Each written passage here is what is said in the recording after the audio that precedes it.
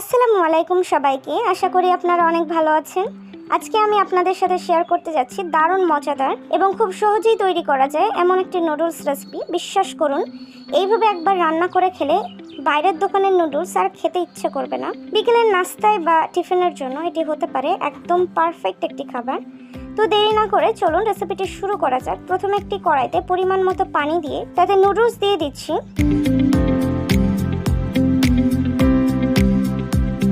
নুডলসগুলো যেন খুব বেশি গলে না যায় সেদিকে খেয়াল রাখতে হবে।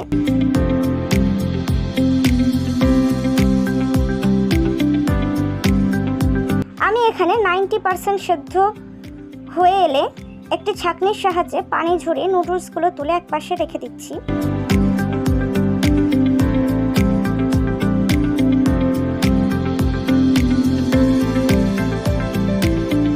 এবার কড়াইতে পরিমাণ মতো রিফাইন তেল গরম করে নিচ্ছি।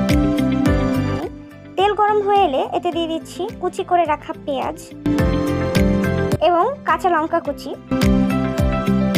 কিছুক্ষণ নেড়ে চেড়ে এগুলো ভেজে নিয়ে এর মধ্যে দিয়ে দিচ্ছি গাজর কুচি। গাজরটা পেঁয়াজের সাথে একটু ভালোভাবে ভেজে নিতে হবে। সবজি ভাজার সময় গ্যাসের ফ্লেমটা একদম হাই রাখবেন। গাজরটা একটু ভাজা হয়ে এলে এতে ক্যাপসিকাম কুচি দিয়ে দেব। কিছুক্ষণ নেড়ে চেড়ে এবং টমেটো কুচি দিয়ে দিলাম।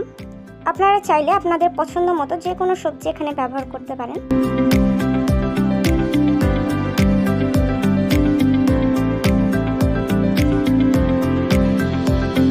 সবজিগুলো সুন্দর করে ভাজা হয়ে গেলে কড়াইয়ের এক পাশে একটু সরিয়ে রাখবো। এবার সে ফাঁকা জায়গায় দুটি ডিম ভেঙে দিচ্ছি।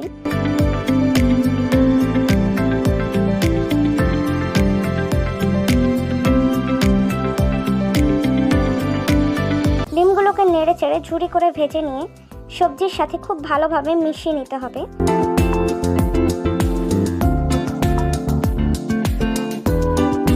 এই পর্যায়ে দিয়ে দিচ্ছি স্বাদ মতো কিছুটা লবণ।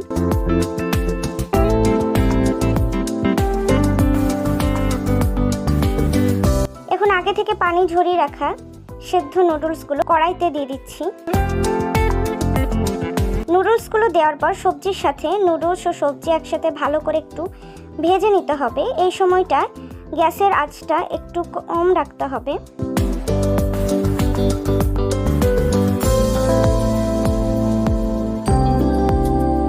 এরপর নুডলসের প্যাকেটের ভেতরে থাকা মশলাগুলো একে একে দিয়ে দিলাম।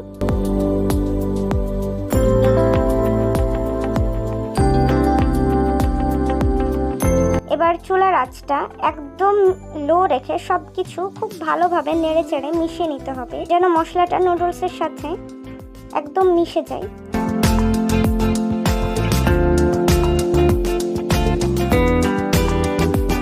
সবশেষে উপর দিয়ে ছড়িয়ে দিচ্ছি কিছুটা টমেটো সস। সসটা দিয়ে আরেকবার ভালোভাবে মিশিয়ে নিলেই তৈরি হয়ে গেল আমাদের দারুণ সুস্বাদু নুডলস।